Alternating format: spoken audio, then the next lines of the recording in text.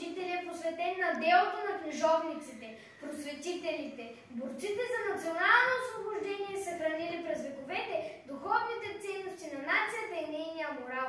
Сред най-популярните български народни будители са Кирил и Методий, Паисий Хилендарски, Софроний Врачански, Васил Априлов, доктор Петър Берон и много други. С духа и силата си българските народни будители запазили образованието и науката за бъдещето на България. Нека последваме техния пример.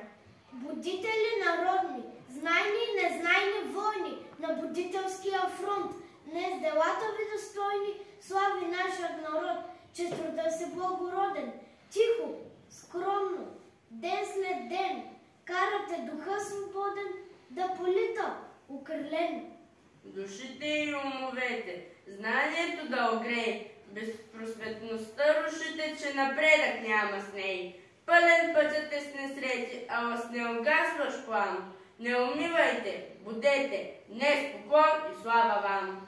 Цветя за вас, будители народни, прекланям се пред вас на този ден, защото с мисли благородни всеки миг е озарен от плодовете на вашето призвание. Нашия език до днес е жив. Благодарение на вашето старание, светът е толкова красив, културата ни оцеля през вековете и заслугата отново е за вас. Ето за това поднасям цвете, защото мислено сте с нас.